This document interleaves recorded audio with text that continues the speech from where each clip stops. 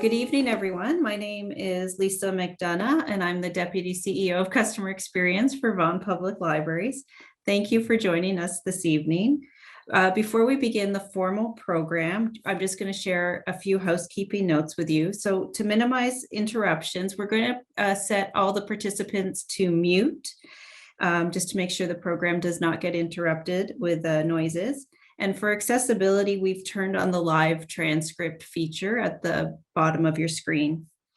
Tonight, we're trying something different. If you've joined us in our previous sessions, we're going to accept questions anytime throughout the program during the chat, in the chat feature. And our guest speaker will endeavor to answer as many as she can throughout the session as we go along. So we'll do that instead of a formal Q&A at the end of the program. Tonight's lecture is being recorded and will be made available later on VPL's YouTube channel. I'm now going to pass it over to Margie Singleton, Vaughan Public Libraries CEO, to introduce the program and the guest speaker this evening. Margie? Oh, thanks, Lisa. Good evening, everyone, and welcome to the latest installment in our lecture series reflecting on racism and diversity. On behalf of Vaughan Public Libraries, I'd like to begin by respectfully acknowledging that we are situated on the traditional territories and treaty lands, in particular, those of the Mississaugas of the Credit First Nations, as well as the Anishinaabe of the Williams Treaty First Nations, the Huron-Wendat, and the Métis Nations. As representatives of the people of Vaughan, we're grateful to have the opportunity to live and work in this territory. So I'd like to begin also by expressing our sincere gratitude to the Vice Chair of the Vaughan Public Library Board, Gary Thompson. Gary is the person who created and laid the foundation for this program. And I also want to extend thanks to the staff and our speakers who brought this series to life over the past few months. These are virtually important topics, and it is our role as a library to shine a light on them and encourage further discussion. So we're now deep into the lecture series, and I think everyone who's attended would agree that they've been educational, they've been enlightening and inspirational. We've looked at the experiences of people of African descent, we've looked at barriers within society, the history of slavery in Canada, and how to build an anti-racist vocabulary. Today, we're welcoming Donna Walwyn as our speaker. Donna has enjoyed a highly successful career as a lawyer and has received numerous recognitions, including the Lexpert Zenith Award for her contributions to diversity and equity. As she currently is the CEO of the Fairway Group and sits on the board of director for Women's College Hospital and 100 Strong. Tonight, Donna is going to discuss with us systemic and institutional racism and the barriers that are found in workplaces and the community for racialized communities. So on that note, Donna, we're going to turn it over to you. Thank you. So thank you so much. Good evening, everyone. Thank you for the kind introduction. It is actually an incredible pleasure to be here for any number of reasons, including the fact that I love libraries. I am a voracious reader, have always been, and spent a lot of, I was a nerd all through school. And I spent a lot of my time in public libraries, my school library and in public libraries. And they represent to me a welcoming space, a space for knowledge, a space, although we're supposed to be quiet, a space for interaction. And I still have a library card, which I use every single week. So thank you so much for the introduction. Thank you so much for the opportunity to speak with you this evening. I am going to share my screen. Give me just a moment.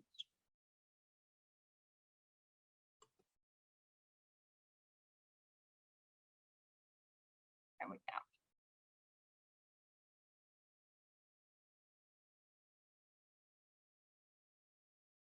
There we go.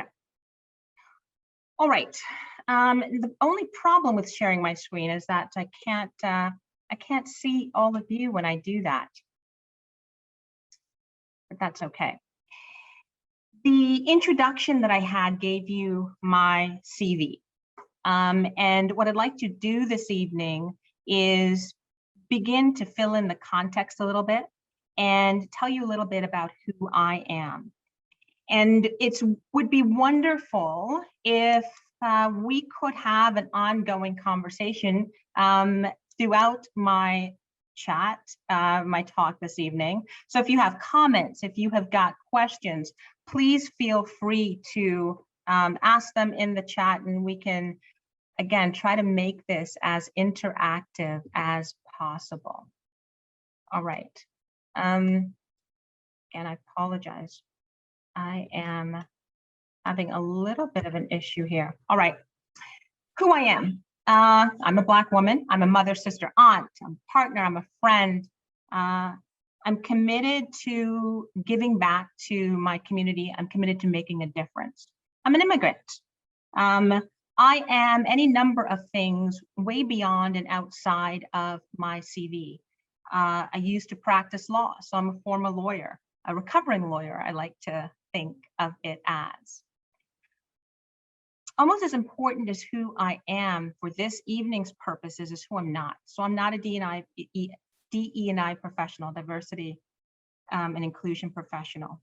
I'm not an academic. I'm not a spokesperson for any organization. I do sit on a couple of boards. One of them I'll speak about a little bit later this evening, but I'm not speaking on behalf of them this evening. You have just incredibly, sorry that I missed some of your earlier meetings because you've had some amazing speakers and I would have loved to have heard some of them. But I'm here to reflect, to talk about my personal experience, the way that I experience and view systemic racism and the impacts of systemic racism in our society. Next, a confession. And a confession because of where we are in this sort of very special time in history at the 1-year anniversary of the murder of George Floyd. And my confession is this: I have never watched the murder video of George Floyd, and I won't. I won't because of something that I'm going to speak about a little bit later on. It's that I had already seen and experienced the trauma of so many other deaths, so many other murders of Black bodies.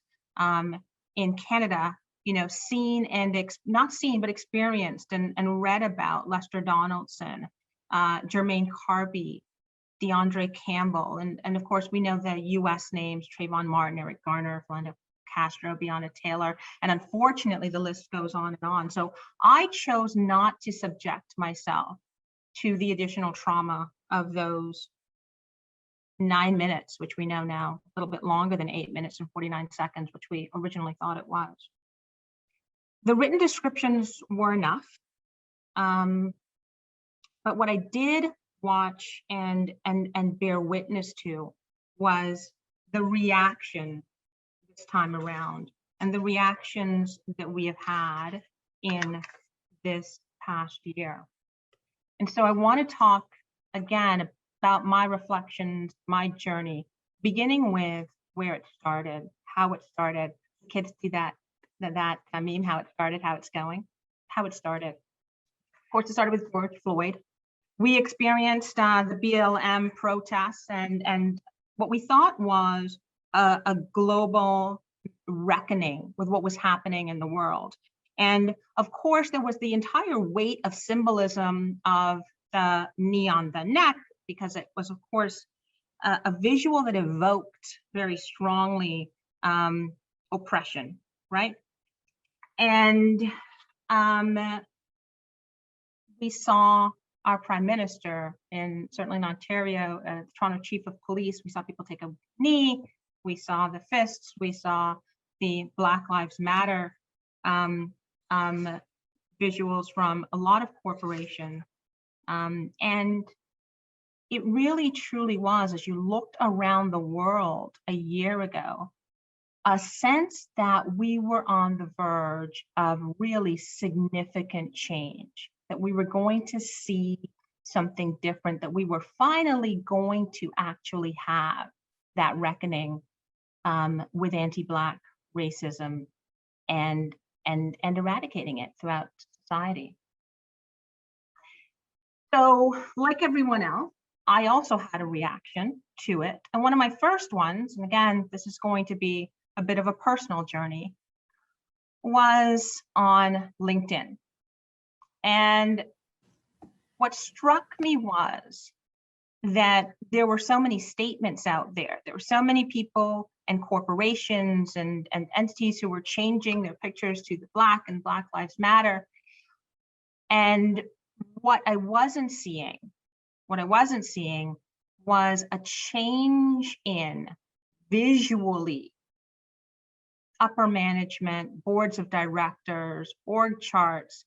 Like, where were the Black Lives Matter when we were talking about workplaces, when we were talking about corporate structures, when we were talking about leadership? And there was that dichotomy initially with your corporate statements, the corporate statements that were being made, and visually what we were seeing reflected in upper levels of management, management tables, workplaces across Canada. One of the other things that happened was that John Lewis died. And John Lewis, of course, American, but really an icon in civil rights. And it reminded me of the responsibility that I took personally to combat anti-Black racism. And so I've shared these with you to share a little bit about how I was experiencing what was happening in the last year, how I was sort of reconciling that with where I sat in the world, and what it meant to me that racism was systemic, that racism was institutional, and that there was a need to actually come to action, to do something to combat that. How's it going? Well, we're a year out, right? And it was a year of incredibly intense emotion and of people saying a lot. And where have we sort of ended up? Michael Harriot is a controversial writer. For those of you who are not familiar with him, he is a Black American. He writes for The Root. And on Monday of this week, he said, look, you know, we all saw these statements. Let's look at what happened. And there's a quote here from this article that he wrote. It says, 50 billion pledged. A year later, we can only account for 250 million being actually committed to, spent on specific initiatives. So how's it going? You may have seen the unfunded report. Unfunded looked at how Canadian philanthropy works. It looked at where do philanthropic dollars go in Canada. And what it found was about 7 cents of every dollar went to organizations that were committed to serving Black Canadians. And an even smaller percentage of that, 0.007%, went to organizations that were philanthropic organizations, organizations doing good in the community, organizations that were Black led. So even in something in an area, philanthropy, where the intention is to do good, you saw that there was a systemic issue there. Headlines this week: Black entrepreneurs in Canada facing systemic racism and other barriers to success. Another new study just this week, a year later, here we are. And then I had a very personal experience with anti-Black racism.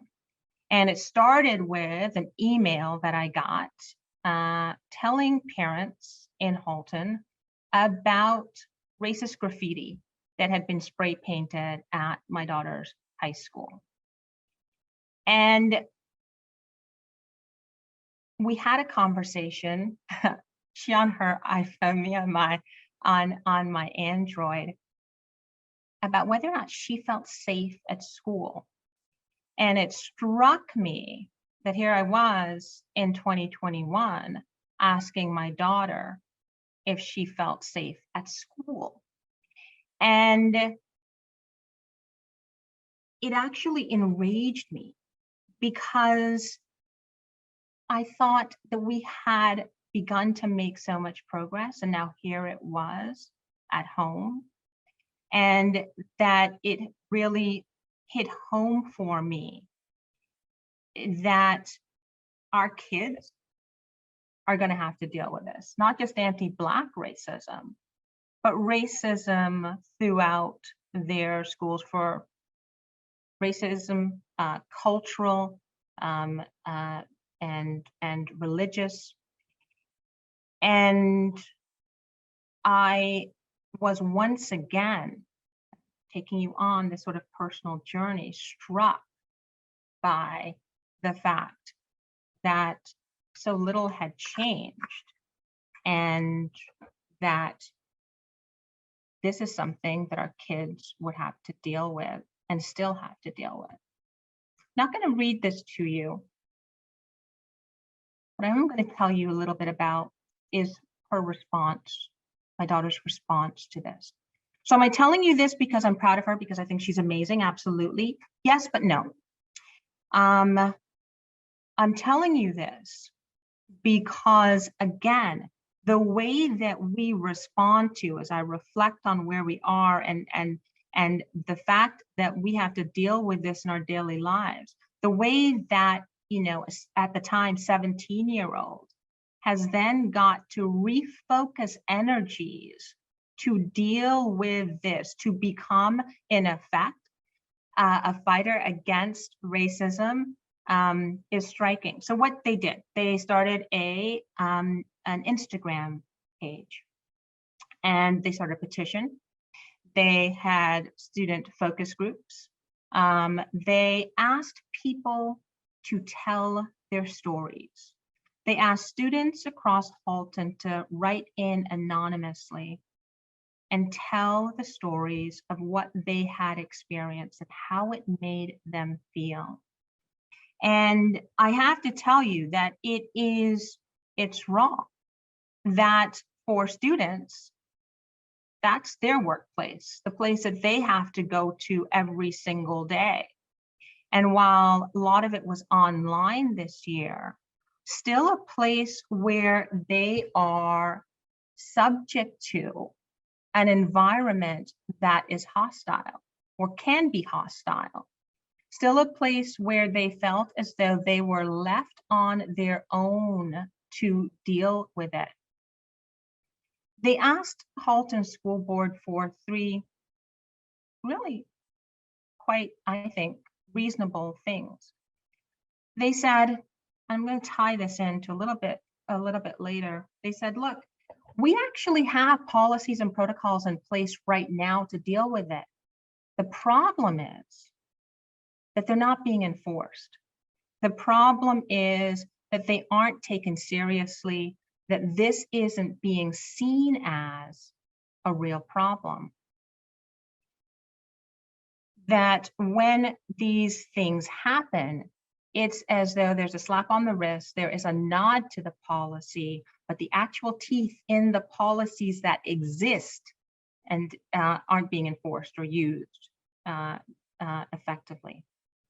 They said, if you aren't going to enforce the policies, could you make racial sensitivity learning mandatory for people who breach the policies?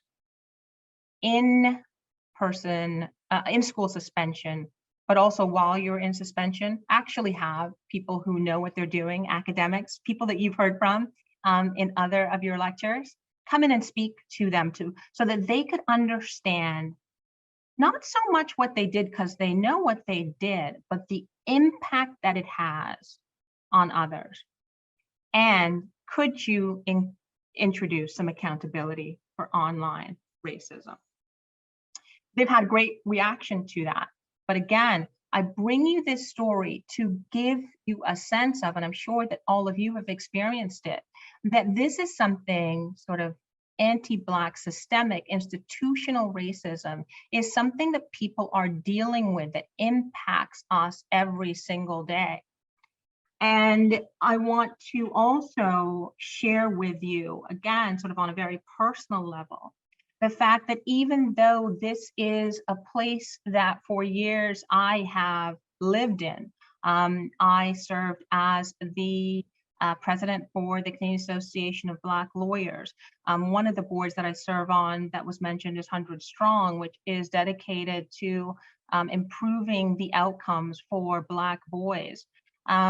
Something that I talk about, that I'm aware of, that I deal with, and it wasn't until this happened that I sat down and had a real conversation with my daughter about her experience and interaction with the systemic institutional barriers that she was finding to actually combating and eradicating racism and racist behavior within her school. And let me also be clear that this is not just student to student, but those what we might want to call microaggressions that come from teacher to student. Teachers saying to one Black child, which one are you again? Because there's so few Black kids in the school.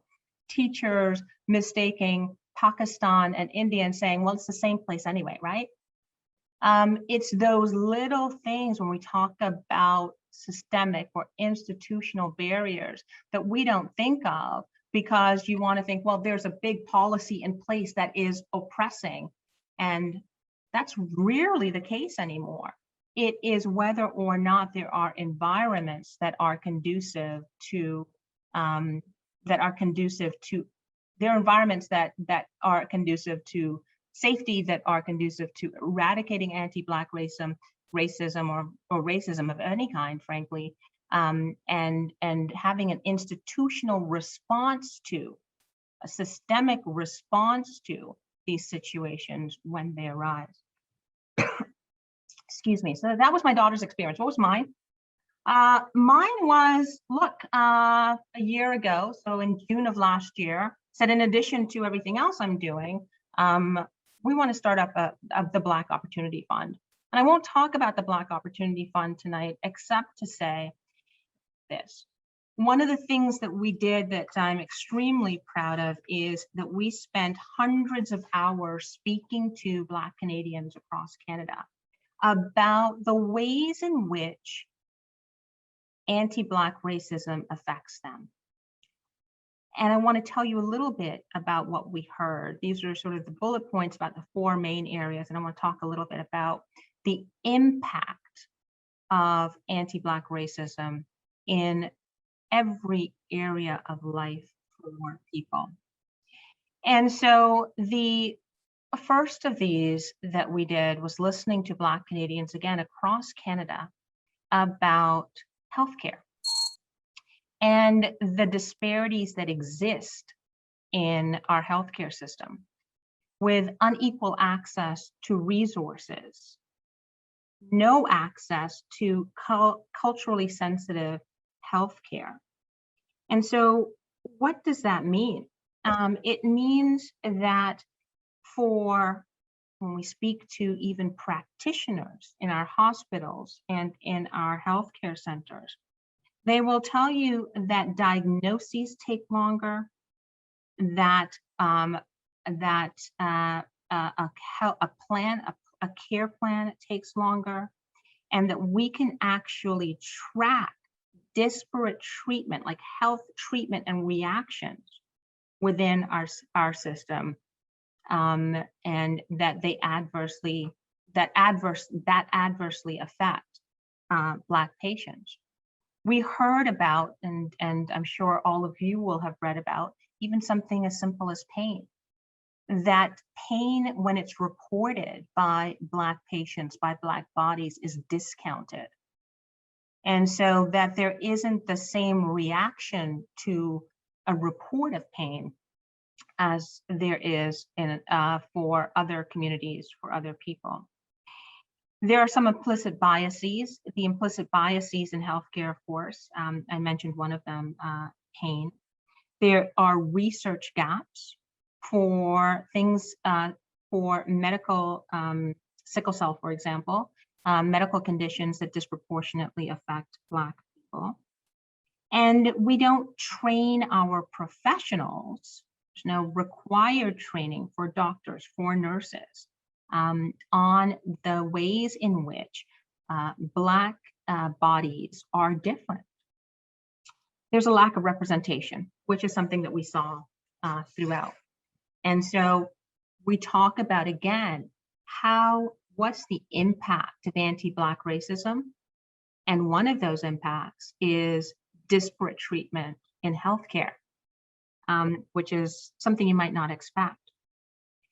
One of the other areas, of course, is the criminal justice system. And this one is more widely known, right? That you have a disproportionate number of Black people who go through the criminal justice system, that there is an underfunding of lawyers and underfunding of advocates that work with Black citizens, that there is limited availability for rehabilitative programs that are targeted towards Black Canadians.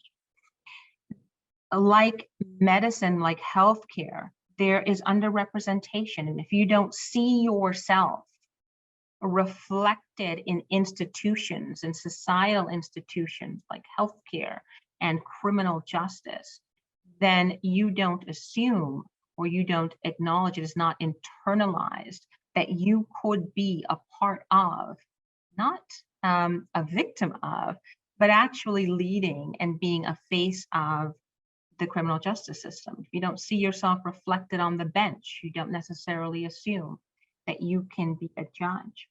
We heard from Canadians across Canada about the intersectionality of race and poverty, and how that intersectionality led to some of the pipelines that we saw. And we heard about a lack of education for judges, for lawyers, about the impact of anti-Black racism, of societal, institutional anti-Black racism, and the recognizing of this factor as a mitigating factor when it came to sentencing, when it came to parole decisions. Wow. Healthcare, criminal justice, these are institutions, these are systems in our society and that in which we see anti-Black racism having an impact. The other thing that we heard about, and there are going to be 4 themes that I go through. We've gone through the first 2: health, criminal justice, education. So you heard my daughter's story, but across Canada we heard similar stories, that there are biases against and an over-disciplining of Black students, that behavior was more likely to be criminalized in Black students than the same behavior in other students. We heard that parents' concerns were dismissed as a result of stereotyping, and very often Black parents were seen as being angry, confrontational, and so their legitimate concerns weren't being addressed. We heard about curriculum not reflecting both the contributions and the experience, the significant contributions and the experience of Black Canadians.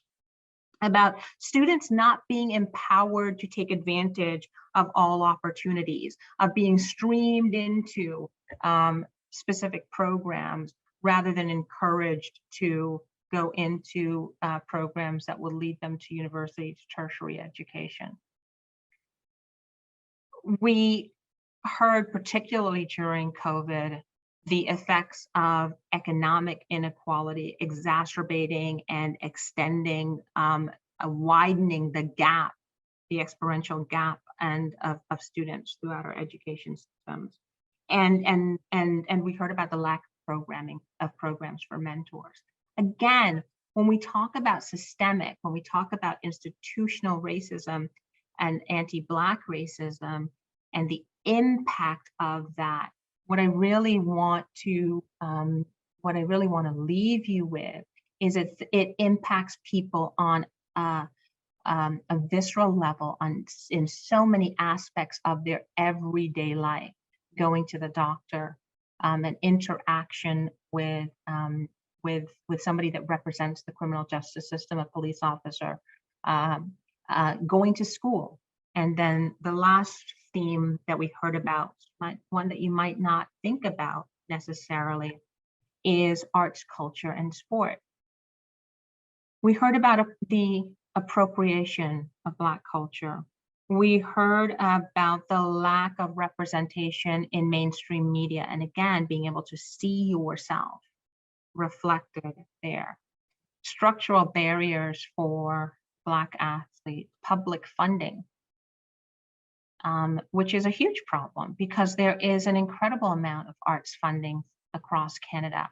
And when we see the disparate treatment, actually not treatment, the disparities in the people, the projects that get funded, we see that there isn't an equal access. There isn't equal access to even arts and culture funding. And the lack of representation in the institutions that we do have. Do you see representation in the symphony, at the museum, at the art gallery, and whether or not Black artists are in fact shown, reflected, excuse me, their works highlighted and profiled in our larger, excuse me, in our larger cultural institutions. All right. Again, systemic, institutional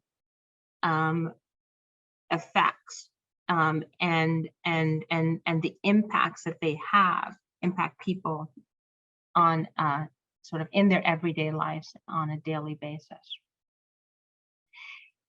So where do we go from here?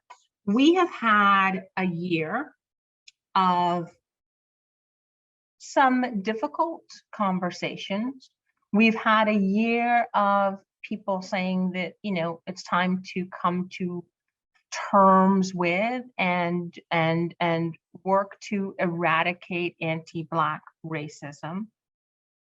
And we have asked a lot of ourselves and our allies. We have asked people to be intentional, to be productive, to speak up, to be anti-racist. We've said don't minimize experiences, you know, promote racial equality. All of these things that we ask people to do. And if we are talking particularly, if we want to focus for just a moment on workplaces, we have asked a lot of Black and racialized employees. We sometimes refer to what has been referred to the invisible labor clause. And the invisible labor clause is an unwritten sort of part of every employment contract for racialized employees that requires them to perform added, unrecognized, uncompensated work to do things like figure out what the Black History Month program is going to be, to do things like be the expert on diversity and inclusion for your company, to do things like make it possible for others around them to navigate their professional settings without feeling uncomfortable.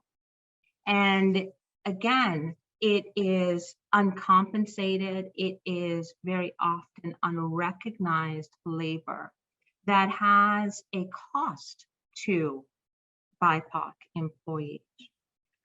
We also ask people to speak up when they see or hear behavior in a workplace that is racist or that is oppressive. And we sometimes don't give enough thought to what it is, what the cost is for doing that.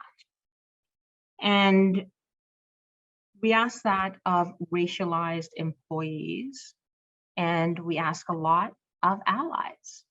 We say of people who would like to express allyship, would you please stand up for your fellow employees? Would you speak up? And again, we've spent the year sort of making demands on ourselves and on our allies. And it's a lot to try to promote racial equality sort of 24/7, 365, even when it's something that you really want to do.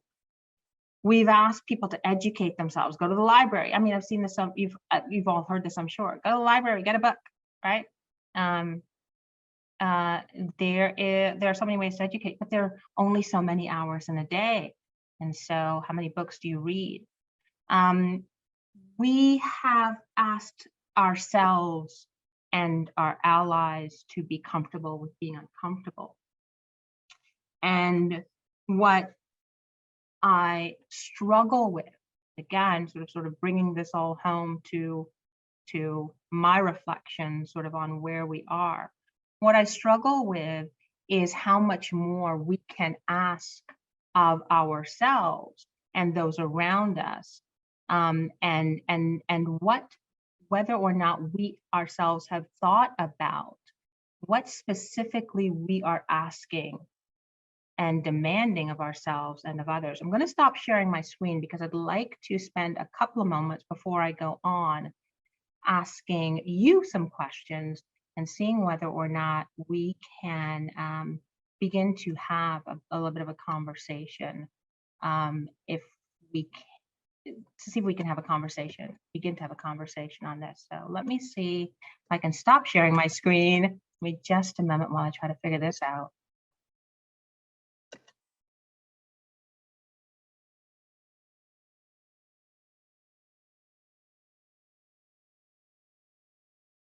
I apologize.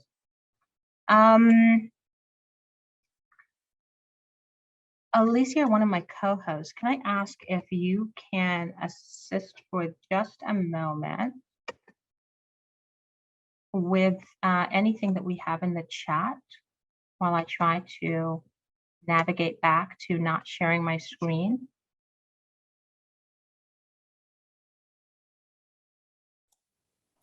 Sure. Yes, Lisa, I'm here. I'm just going to turn on my video as well. Okay. Alicia, you're there. Good. Okay. Yes. Go ahead. Great. So there is a question. What's your view in how any individual should address systemic racism in workplace setting? My view is that you have to do what feels comfortable for you. I think that it is not something that an individual is going to change for systemic racism. If there is an issue with systemic racism, I think instead that what has to happen is that, hello? I think we just lost Donna, so let's just hold tight and hopefully she'll be able to join us again in a moment. I'm sure she's quickly trying to log back in. You'd think that by now I would have figured out Zoom after a year. Oh, it never fails. Don't worry. Don't worry. I apologize. I apologize. So we were talking about my advice for somebody who is experiencing, an individual experiencing systemic racism within the workplace. And what I started to say was there isn't one answer that is going to work for everyone. I think that you have to do what is comfortable for you and recognize that it is that people are in different positions. That something, so speaking up, for example, which is something that I might be very comfortable with, might not be safe for someone else. And so I hate to sort of leave this vague, but it has to be something that's comfortable for you. And I think that, you know, one of the things that we can do for each other in the workplace is to create safe spaces, to create spaces where it is safe to at least speak to one other person about what you have identified or see as a systemic issue. And in that way create an environment that is more open to identifying and looking at issues. There are other ways. I mean, it depends on your workplace. There are ways to report behavior that is racist, that is systemic.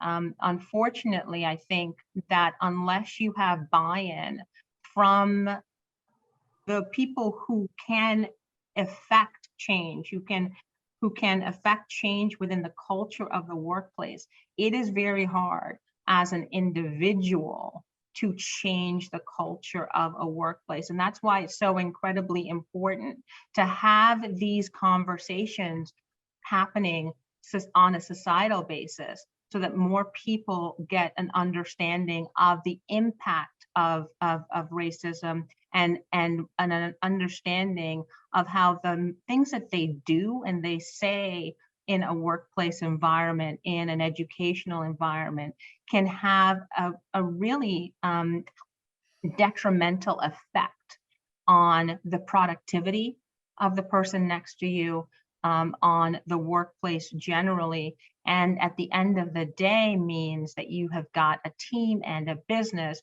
that is less productive and less profitable than you would if you were dealing with a workplace that did not have those issues.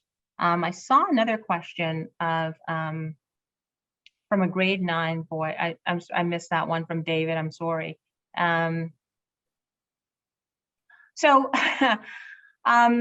gotten a taste of what it. I'm just going to the questions now again.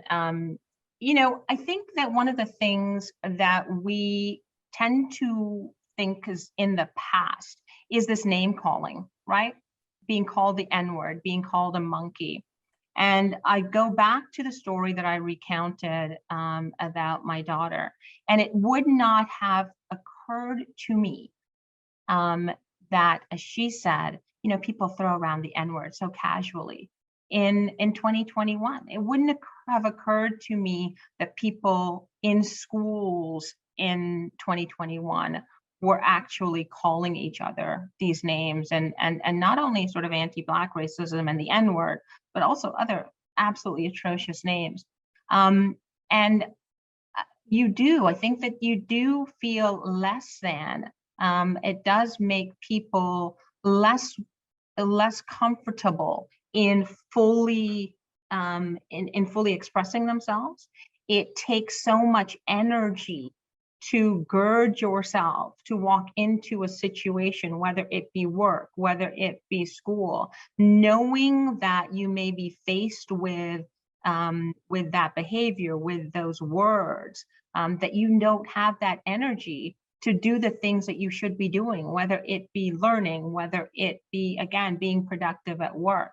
And the economic effects, the social, the mental, the psychological effects of racism are something that we have to deal with. Learn to love his chocolate skin. That's great. And so I'm looking at another comment from David, talking about the education system does not have the courage to make a change. So let me tell you what the courage. The problem with systems is that, and it goes back to that first question with what difference can one person make?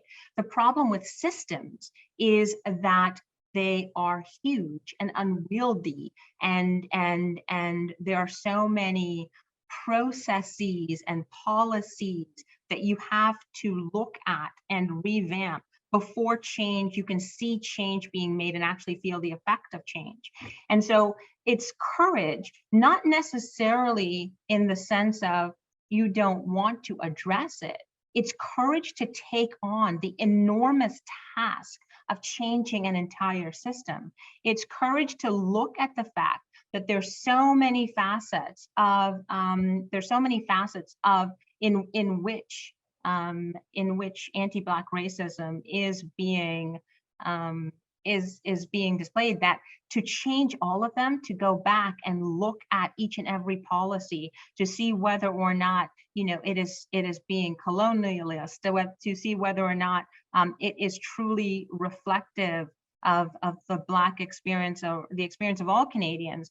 It takes time and it takes continuity of effort, and it's just hard work. And so I think that the courage comes from saying we are actually going to pick up this work and not put it down until it's done. Thank you, Kevin. Great program called Facing History that's been adopted in a number of schools in the US. On the other hand, many states have banned the teaching of critical race theory. So can we go forward without facing how we got here? No, I don't think we can. And I'd be interested to hear comments about that. I think that you have to understand how we got here before you move forward. And I move back to why it's so difficult to make changes within a system, like to change the entire education system. If you don't look back, if you progress without facing how, or you try to progress without facing how you got here, then you don't have the requisite understanding of the changes that have to be made. If you just say, okay, you know what, we are no longer going to be racist. We are going to, be equitable, and from now on, we have eradicated racism. We're just not going to be racist. What ignoring the history of how you got here does, what trying to progress without having that reckoning does, is it does not give you the opportunity to understand the extent of the changes, the depth of the problem, so that you can change it. That you have to understand the roots before you can begin to affect changes in the buds and new growth and progress. So no, I don't think that we can progress without facing how we got here. And I don't mean that in terms of blame. I don't mean that in terms of saying it's your fault, you know, you white people, this is your fault, and these are all the things that you did wrong. What I mean by that is, how do we get to a place where an education system there is systemic racism in an institution or in an education system, and you have to say, okay, well, here's a policy that we've identified as having an adverse effect on Black students. Why do we have this policy here? How do we, and in understanding why that policy is there, you can maybe get to the effect that you want without causing the adverse effect. Let me give you an example from a workplace example that is relatively straightforward, and it talks to both progressing without understanding how we got here, as well as how difficult it is to make change in the work that it takes. We have gotten sort of in employment to posting job descriptions, right? We are looking for X, and we are looking for a VP of X, and so in order for, and here's the experience that you must have, and we list these things. In order to, you must have been a manager, you must have been in the industry, you know, you must have X number of years of experience, et cetera, et cetera. And so we have spent money creating this job description, and we have spent money to someone or time in saying, these are the experiences which we think are necessary in order to do this job. But if we go back and look at how we got there, we say that we can see that, saying that you must have been a manager of, this number of people before you can become president. We are really looking at a skill set. And if we ignore the title and look instead for the skill set, that might make a difference. And if we accept the fact that people have been historically, it has been historically more difficult for certain groups to advance, then you say, well, look, it may very well be that fewer Black people have had the opportunity to be a manager. That doesn't mean that they don't have the skills to do this next job. It just means that we have to stop using a title as a shortcut, for describing the skill set that is necessary. Many of my friends do not agree with this idea of white privilege. How do I articulate that white privilege exists? What is white privilege in your words? Wow. I've heard the best description of white privilege that I have heard, which I'm not going to remember off the top of my head, talks about a backpack and describes white privilege as being handed a backpack at the beginning of your life that contains maps and compasses about how to navigate through life. It contains snacks, it contains water, and that you are on the same journey. It's just that you have been given this backpack of things that are going to make your journey easier. And white privilege doesn't mean that you don't have the same journey. It just means that you have been given resources that other people have not been, that allow you to make that journey a little bit more easily, allow you to make that journey a little bit more quickly than others who weren't given that backpack. Advice, thoughts about starting student organizations or councils in school that center on combating anti-Black racism. I'm wonderfully diverse. I don't have a great deal of advice on starting student organizations or councils in school. What I will say is this. I think that in schools, you start with the students because you start with the students and have them organize, as opposed to trying to organize them. So you find that one student who is committed to the cause and have that student reach another student. And I think that that's the most effective way to do it. So I'm mindful of the time. It's 7:56, and although we've got half an hour left, I still have one or two slides that I'd like to go through before we finish, but I'm a little bit worried about whether or not I'm going to be able to come back after sharing my screen. What I wanted to talk about, and I'm not going to, thank you, the backpack analogy. Thank you so much, Jennifer, for sharing that. I appreciate it. Is again, sort of reflecting on where we are now, is having a little bit of a discussion about fatigue.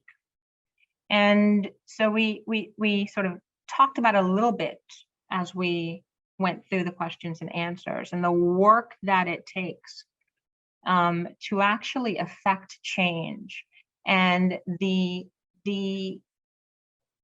24/7, 365, it feels as though we are required to give, both as racialized people navigating through workplaces, navigating through society, navigating through our healthcare system, our education system on behalf of our children, arts and culture, the criminal justice system, to the extent that we are unlucky enough to have to go through that. It just gets tiring whether you are an individual who is experiencing it, whether you are an ally. And what I want to suggest to you is that as we go through this, that there are things that sort of self-care things that we need to do. And I began with that confession about not having watched the murder of George Floyd, right? Because I didn't want to put myself through the trauma of it. And I think that one of the things that we have to do is allow ourselves to talk about, in addition to all of the difficult topics about how to address anti-Black racism, how to fix it, about the fact that sometimes you just get tired. You get tired of having to deal with it. You get tired of having to combat it every day, and having a safe enough place to say, I'm just going to put this down for a day. I'm just going to check out, novels from the library instead of white fragility and trying to go through that. To put it down and take it up again the next day. The taking it up again is critically important, but again, being able to recognize that there is the possibility of fatigue. So giving yourself permission to take a break, recognizing the fact that this does have an effect on you, that there are physical effects of anti-Black racism that are empirically, we have studies showing physical effects. Recognizing the signs of burnout, recognizing the signs of physical reaction to having to deal with the stress of having to go into a workplace every day where there is systemic racism on display, and accepting that each person's journey is in fact different. Jennifer made, and sorry, I'm going back over to the chat for just a moment. I agree, de-streaming is a start. The idea would be to ensure no schools are substandard, that all students have access to quality education. Okay, absolutely, that is absolutely true. And maybe we can begin to have that discussion in sort of a formal question and answer period. But I wanted to end on a couple of notes, and it's this. A year and a bit after, actually nearly almost exactly a year after George Floyd, a year after the protests and all of the Black Lives Matter marches, all of the corporate expressions, all of the memes, etc. I have conflicting feelings. I am disappointed that we haven't made as much progress as I thought we might have been able to make in May of last year. I am disappointed that 10 months into this social reckoning, 10 months into, sort of like the most woke we have ever been in North America, I have a daughter that still has to deal with names and racist behavior from classmates and teachers within an education system. I'm disappointed, and there are days when I am tired. And there are days when I wonder how much longer, I have it in me to sort of keep pushing for change. I am equally hopeful. I am hopeful because there are so many of you who logged on tonight to have this discussion. I'm hopeful because I see 17-year-olds and 15-year-olds and 9-year-olds who recognize that change has to be made and who are willing to do things to change it. I'm hopeful because if nothing else, we have begun to be open about the conversations that we have to have. We have begun to be open about identifying the institutional and the systemic barriers that are presented not only to Black Canadians, but to any number of marginalized groups across Canada. And I remain hopeful that most people are genuinely concerned that everyone has equal access to the opportunities that are abundantly available in this amazing country that we live in. So I'm tired, but I'm hopeful that we will get the change that is necessary so that we can all progress, that we can all move forward, that we all get backpacks to carry with us through life. And with that, I'm going to sort of end my formal comments. Thank you so much for being interactive in the chat, and then we can move to some additional questions. Great. Thank you, Donna. You know, I had prepared some general thank you notes, but they seem woefully inadequate for the presentation that you gave tonight. So I just wanted to personally thank you for taking part in the lecture series and for engaging us in an actual community conversation, which I think is very important. And I appreciate the chat comments that we had on the side. I was riveted the entire time you were speaking, and I just want to say how much we appreciate your sharing your personal experiences and for being so open with us in tonight's lecture. Before we move to the Q&A, I'm going to invite our Vice Chair of the Vaughan Public Library Board, Gary Thompson, to say a few words, and then we can take a few more questions after that, if people are so inclined. Gary? Yes, good afternoon. Or should I say good evening? I've been getting the time wrong all day. Donna, thank you for your plain talk.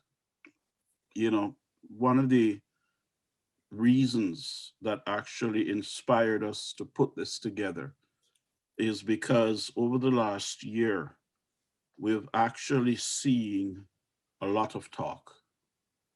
A lot of talk, a lot of hype, a lot of terms. And we felt it important that we try and get back to a point where we can see the issues for what they really are, and we can speak to them in language that we, first of all, we ourselves understand. You know, this might seem crazy, but there are a lot of people out there who give speeches, and if you break their momentum and question them, you throw them off guard. They're lost. So thank you for your plain talk. On behalf of everyone in the audience and us and all of us at Vaughan Public Libraries, I'd like to thank you for your wonderful session.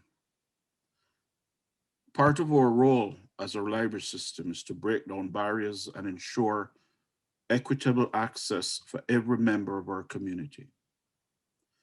We always need to be aware that something perceived as normal or minor can be a major obstacle to someone else. And we'll continually strive to create a fairer and more equitable library system. Just a bit about sideline there. You mentioned that you're in the Halton board. With great pride, I learned last week that my university schoolmate was just appointed the Director of Education for Halton. And I know him very well. He is a resident of Richmond Hill and truly an outstanding Black educator. So there's a lot to come from Curtis Ennis. I did see that announcement. And excited to engage Yes, with him. That's wonderful. I'm sure he would welcome your engagement. He's quite open, easygoing person. So so may I share one last experience? Sure. With all of you. it's not often that I talk about sort of, although I'm happy to talk about my personal experience, it's not often that I sort of share things that I thought were instances of racism. But I will share one, and I share it in this context because it happened at a library. And it was the first time that I was consciously aware that, you know, something about the interaction wasn't quite right. So I go to the library and I try to check out, I sort of began this by saying I love libraries. I'm a voracious reader, still use my library card at least once a week now, although it's online and sort of not going in anymore. I go and I have a stack of books, and the librarian says to me, you know, I don't think that you should take out all these books. I said, well, she said, but they're due in, I don't remember, 2 weeks. And I said, I know, it's fine. And her response was, well, I don't know that you're going to be able to read all those in 2 weeks. And I said, actually, I'll probably bring them back before 2 weeks. It's going to be fine. And her next response was, well, I just want you to know that we are respectful of books here. So they should not come back dirty. They should not come back defaced. That you need to show the proper respect for books.